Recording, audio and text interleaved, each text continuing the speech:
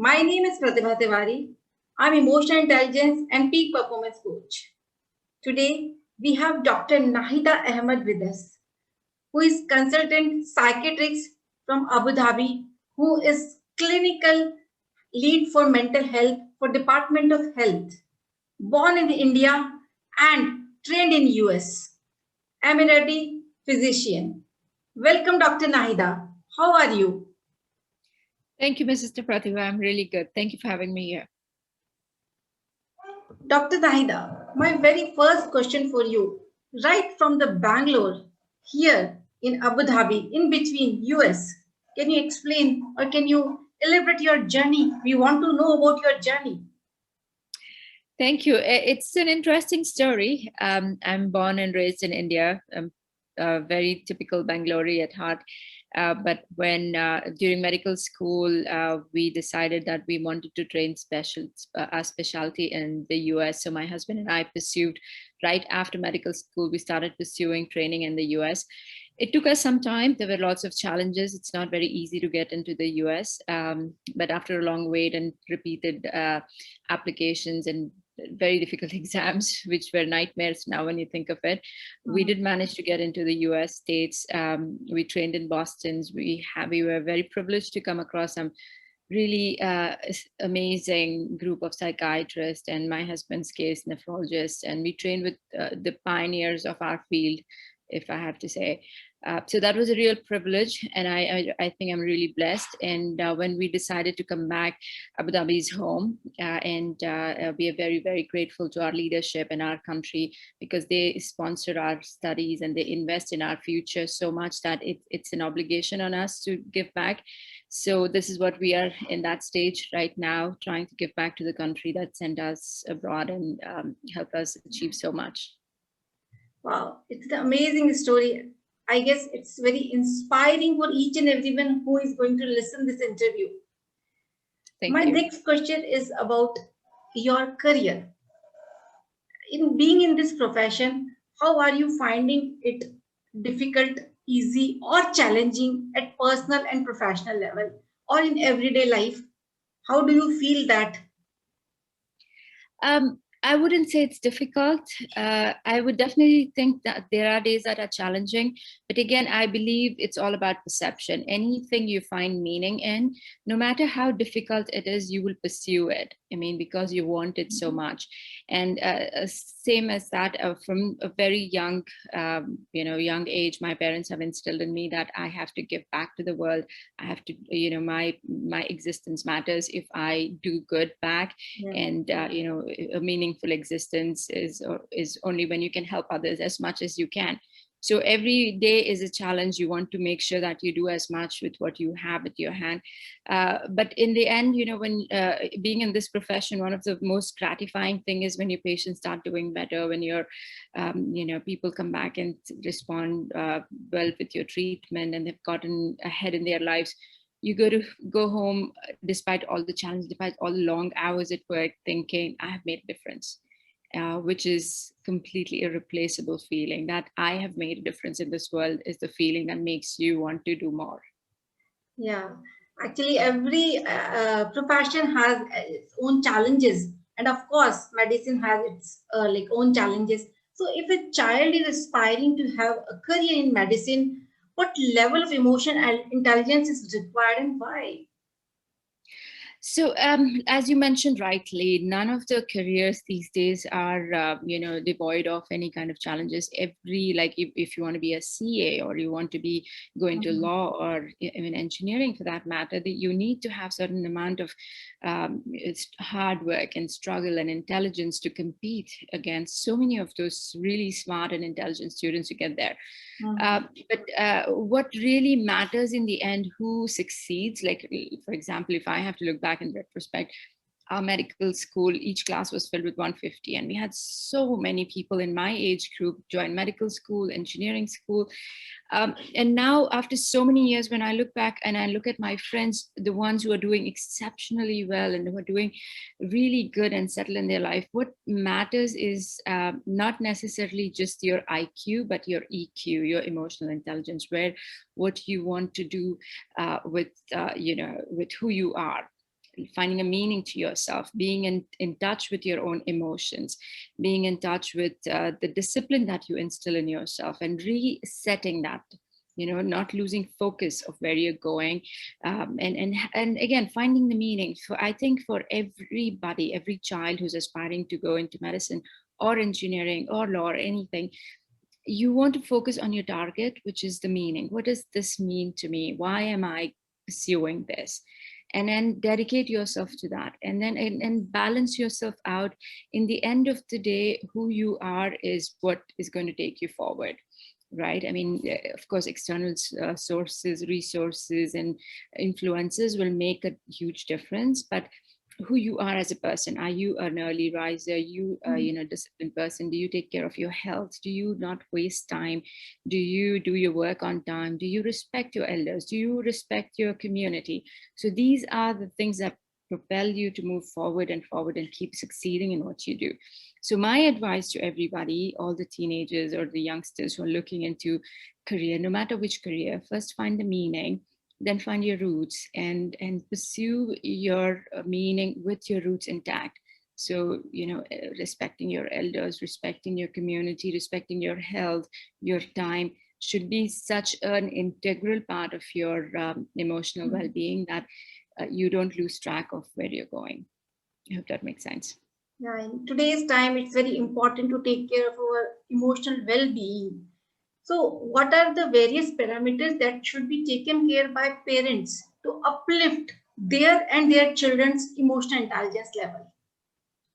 Unfortunately, I noticed that these days we are in a sort of a rat race. Who's doing better than whom, how much can we excel, and how can we get ahead of everybody else. So I think that all of us as parents, we need to slow down a little bit, because our child now needs a lot of nourishment and nurturing, not just in terms of physical and emotional, but spiritual, and being mindful of what are the changes. And each child in a household, I mean, I could have 3 kids, you could have 5.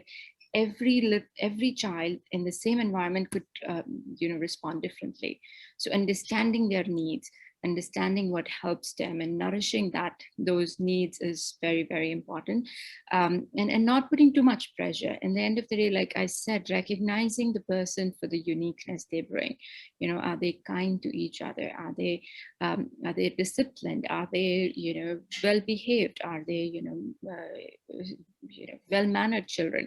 So uplifting them for their core, and not just putting the pressure of you have to score, you have to win, you have to do this. Those kind of pressures we have to retract and help them thrive. So I mean, if you go and ask anybody my age, this is what they would say, who've gone through the struggles that we did. It's in the end of the day, the discipline, not losing track of the focus of where we are heading is how you get there. I mean, the only difference between people who made it and who didn't make it is the focus. People who said, I have to reach a certain point, I have to graduate, I have to do postgraduate, I have to train, and I have to work, and not losing that focus are the ones who are doing it. And people who went derailed themselves from the track and said, okay, we might party a little bit, we might go take gap years, or forget about losing track of your goals is what derails you. So I think in the bottom line is, as parents, just keep reinforcing that you are there to support them in their target.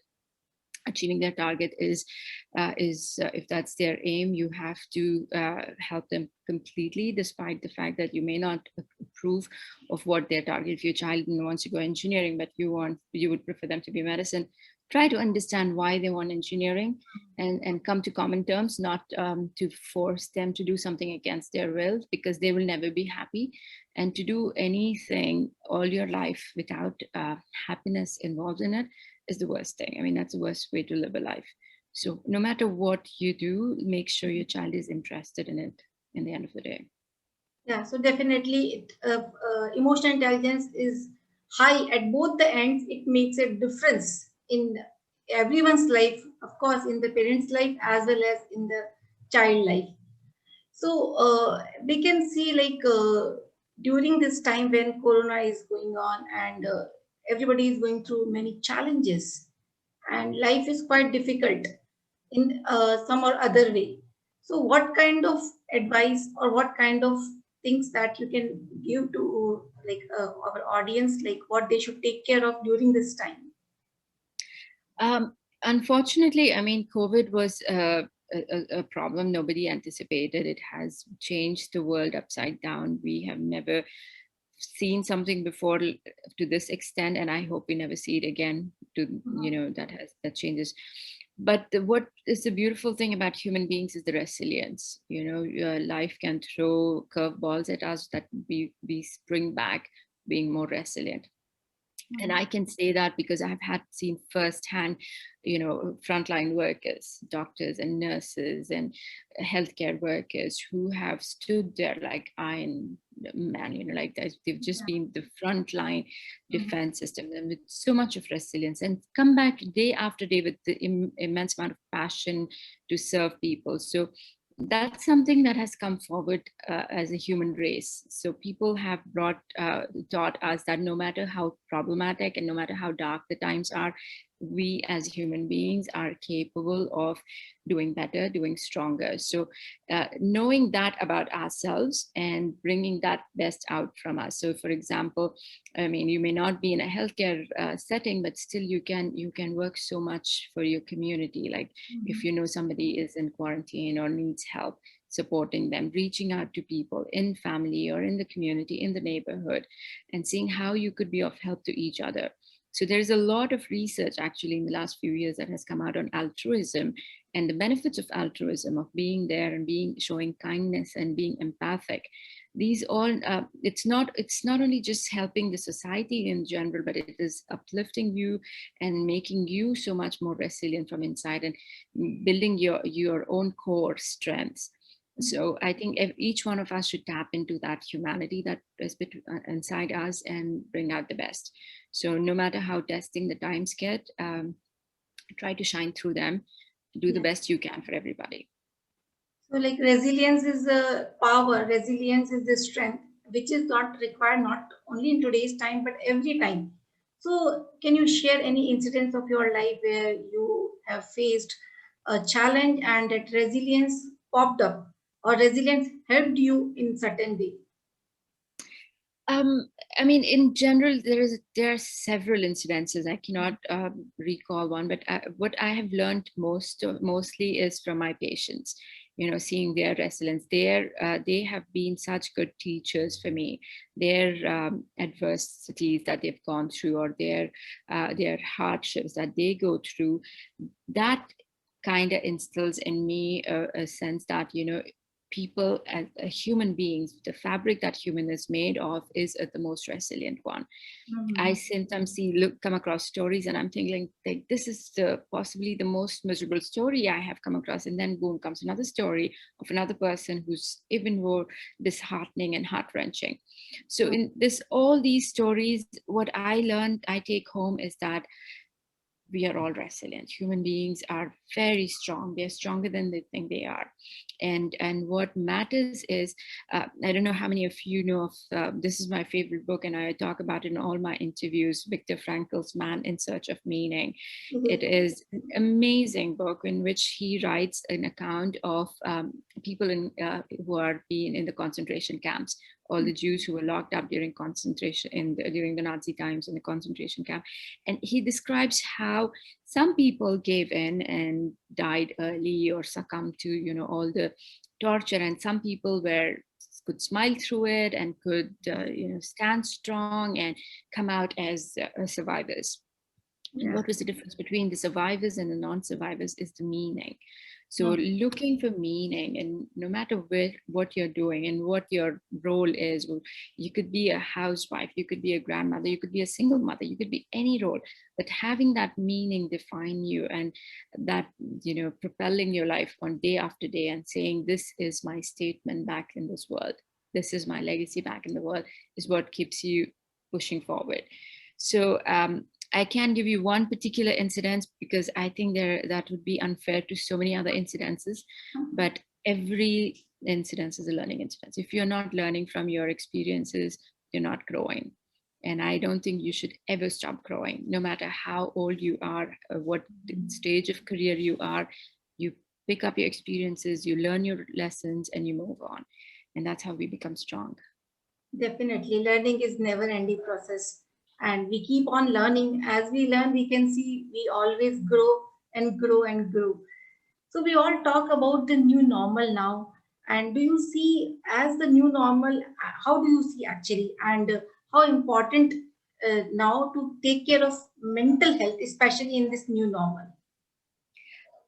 You know, Mrs. Pratibha, I've gone around speaking about this on many platforms, and I always say the same thing, that Mhm. COVID brought a silver lining for mental health. Because before this, mental health was kind of stigmatized. Everybody was like, huh, you're talking about, pagalpan. Mental health means you're kind of, off the grid. It was so like, the stereotypes surrounding mental health were so absurd and so negative. And now that COVID is around and everybody's been locked up, everybody's gone through this angst, everybody wants to say, what do I do for my well-being, and how can I help in a general mental well-being? So I as a psychiatrist, I feel this was a hidden blessing from this conundrum. And the new norm, like I said, we have become more resilient. We have learned new ways of coping, and every event, every incident that we've gone through has to be a learning experience for us. So, for example, the COVID itself, being locked up, what have we learned about ourselves? We could be more productive around the house. We could be more productive about our overall health. I mean, when you're working round the clock, prior to COVID, going to work 9 to 5 or whatever, stuck in the traffic. Now you have all the chances to sit down and realize your different hobbies and understand how much your health has become better because you are giving it more attention, how much your loved ones require time from you, and how that has contributed. So focusing on all the positivity this lockdown has brought into our lives, and building on that. And inshallah, when the lockdown is lifted and the COVID is a thing of the past, we want to make sure moving forward we have learned our lesson, and we have derived from the lessons the valuable information that our health matters, our mental health matters, our well-being matters, our community matters, our loved one matter, and take that forward as we proceed, inshallah, in the future. Definitely, it is going to happen. And what do you see as the role of specialists, especially the coaches, counselor, etc., in the new normal? There's lots of business for change, because I think everybody's recognizing, and it's wonderful that more people are coming out and asking for help. We saw, when the world picked up a lot of cases of diabetes or hypertension and lipids, we saw a lot of boom in the gyms and the, physical health industry. And I think from the COVID, the mental health industry is getting picked up. So we will see a lot of, I mean, the way I look at therapists and coaches and counselors are like, they are physical trainers. Mhm. It's for your mental health physical training, like how I would go to a gym and pay my physical trainer for my, exercises. Some people need extra help with their mental resilience. So definitely there's room for more. There's room for more techniques to understand and learn, and things are evolving. Like for me personally, what works the best is mindfulness.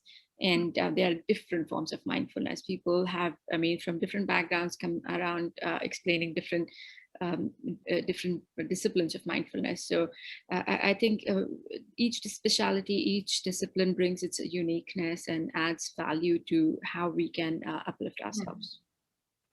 Yes, definitely. Every thing has different aspect, and different aspect. Somewhere everything is adding some value to the life and to the mental health as well. So from this BSD platform today, to bring that awareness among the people, what would you like to say as a powerful message? So again, my only message, if people can understand that their mental health as much as their physical health is the most precious treasure they have. It's not your money or your bank balance or your property, it's your time and your health. Nothing is more precious than that. And how you utilize it and how you invest in it and how you spend on it is how your future is going to be. So be very, very mindful of being positive in your life and making the most positive effect from your time, leaving behind a legacy or a meaning or a difference in the world. It does not have to be a country level, fame or whatever. You could make a difference in one person's life. You could make a difference in one household, but make that difference. Make use of your time to be positive. Yeah, like indeed, it's a very, very powerful message, and it is going to many people, and it is going to help many people. I hope for that. And thank you so much for your precious time to be here with me on DST platform. Thank you. Thank you for having me. It was a pleasure speaking.